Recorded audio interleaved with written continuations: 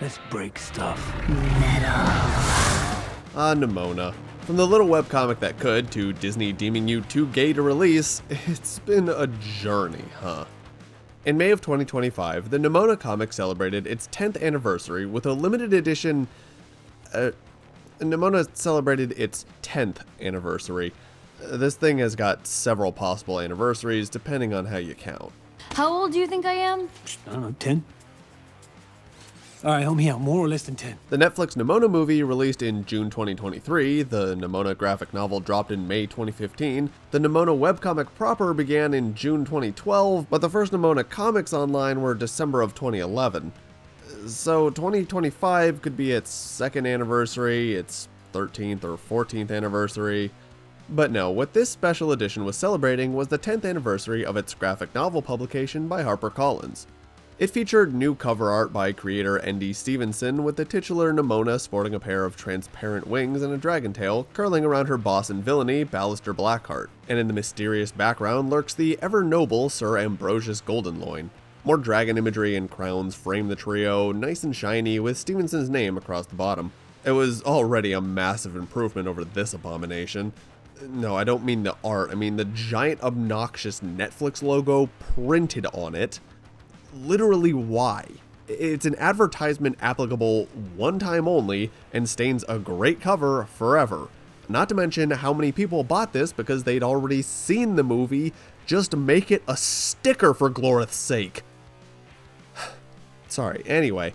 It also featured art of dragons crawling across the unbound pages, which is apparently called a 4-edge painting or printing. On the spine, you can see Nimona in her shark form, just strolling along.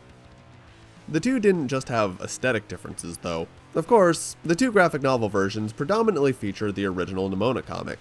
And for those who don't know, it follows Nimona, a shapeshifter and self-appointed sidekick to the villain Ballister Blackheart, as they work to undermine the corrupt Knight Institute that cast Ballister out. And to make matters worse, Blackheart's former friend, / more than friend, Ambrosius Goldenloin is the Institute's new champion and main obstacle to his plans. Whereas the original Nimona graphic novel featured some early Nimona sketches and mini-comic Christmas specials from 2012 and 2013, it also debuted an entirely new epilogue set after the original webcomic's ending. The 10th anniversary also featured this epilogue alongside Stevenson's thank you page, but beyond that was so much more. The first thing you encountered was the author's note, where Stevenson wove a rather touching story about how Nimona started out as a silly drawing of a pink shark with boobs, doodled at ungodly hours of the night to complete a school assignment last minute. He talked about how it evolved over time, reflecting his inner desires to transform, to escape his own skin and fly, breathe fire, or whatever. His story traced all the way up to the writing of the very note you're reading, and a sly hint that Nimona's story might not be over just yet. The rest of the pages were stuffed with early storyboard sketches, other doodles and drawings posted outside of the main story, and glimpses into an entire alternate universe Stevenson posted alongside the late stages of the main comic, where Ballister and Goldenloin were much more domestic, with Nimona as their adopted daughter. Even the director made it into this AU. All this comes with commentary from Stevenson himself, and it offered a really unique glimpse behind the scenes of the Nimona story. That said, the original sketches from the standard version, along with the Christmas specials, are absent from this edition. But that's not all. This is just a bunch of drawings. There were a few other things 2025 had in store for Nimona, even if they weren't necessarily for this 10th anniversary celebration. The Pink Girl still got surprises. The point is, whatever your dark heart desires, boss, your sidekick has arrived. Before we get too far into things though, why not transform that subscribe button into subscribed? I cover anything and everything webcomics, new and old, artists big and small, news and happenings around the community. I always appreciate your comments and all of you who've checked out my Patreon. Now let's talk more Nimona. New projects from ND Stevens, new behind the scenes looks at the development for the Netflix film, fan events, and a Pixar cameo? Yeah, so in an ironic twist, Nimona in her shark form made a sneaky appearance in Pixar's Win or Lose on Disney+. The show follows a middle school softball team over the course of a week leading up to their big championship game, with each episode focusing on a different player. You've got the likes of Lori, Frank, Ewan, but we're gonna focus on Kai.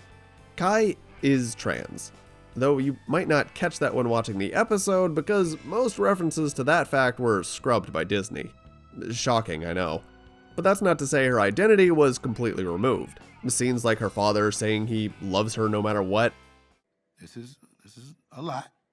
Nothing can change the fact that I love you. And talking about a transition from baseball to softball, the signs are there. Signs like a certain pink shark decoration. Artist Danny Barnhart designed the stickers placed throughout her room and on her skateboard, and though late game censorship removed a lot of them, Nimona made it into the final cut.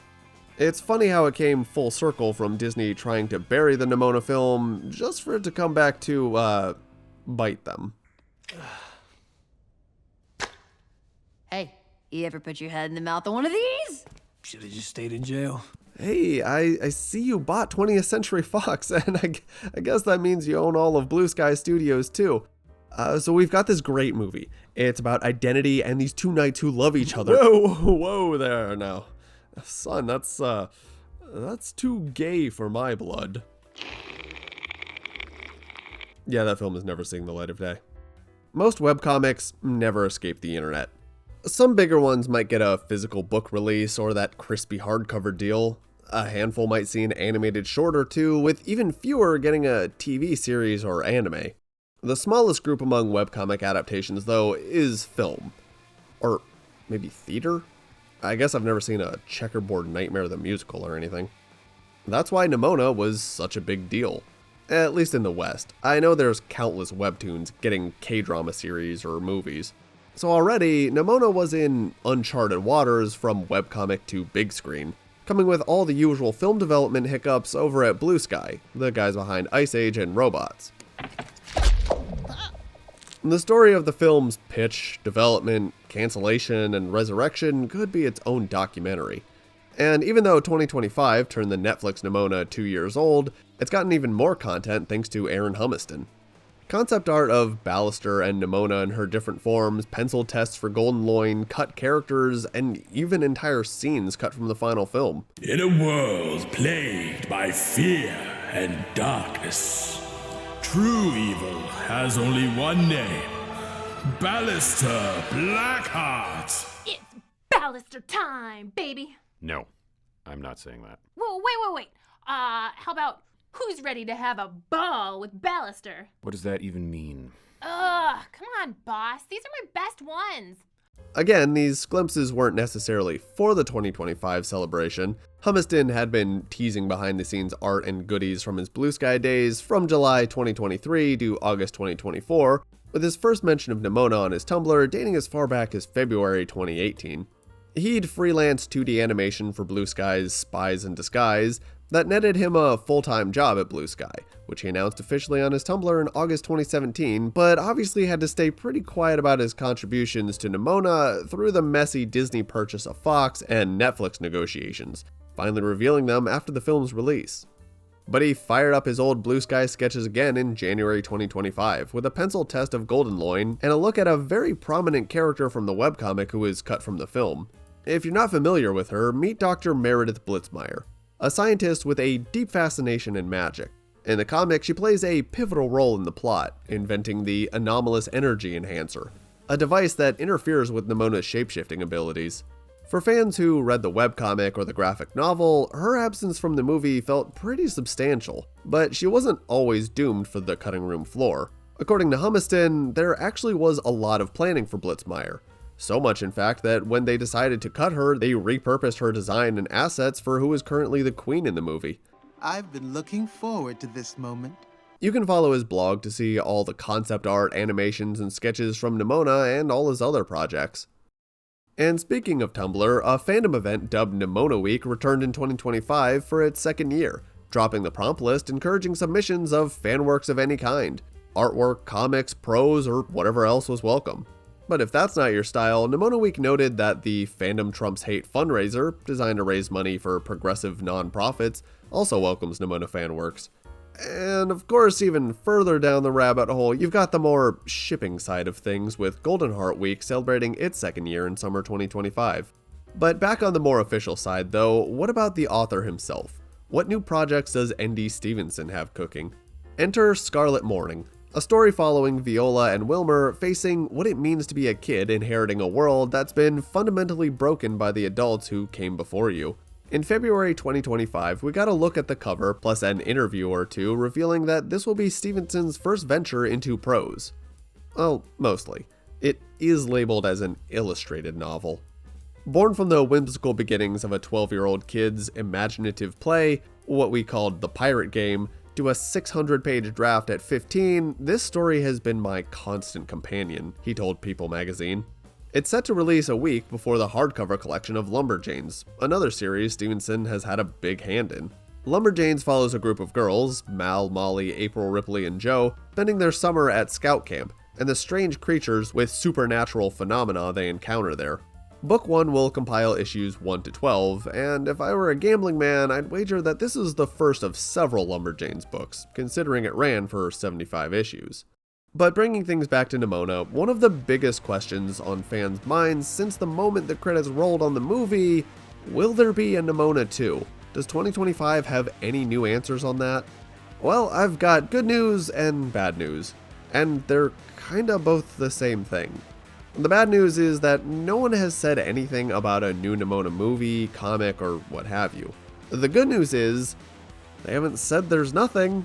Not that I'd get my hopes up, but if you need something to cling to, here it is. While the webcomic, graphic novel, and movie all end in different ways, they each leave the door open for future adventures. In the comic, even though Nimona disappears in the bittersweet ending, she makes her presence known to Ballister. She's still out there, being the little menace that she is. The movie is more forward, lingering on her apparent death before having Ballister react to her return in some form or another. And then, the most damning evidence, the final lines at the end of Stevenson's author note in the 10th anniversary book, where he says that he believes that Nimona's story isn't done just yet. Does this mean Nimona 2, a Nimona comic sequel? Well, as of 2025, we don't know. But if there's one thing we do, it's that Nimona will always find some new way to surprise us. Alright, good recording session. Time to draw my hot and heavy Ballister X Goldenloin entry for Goldenheart Week. This one's gonna be nasty. Oh shit, I didn't stop the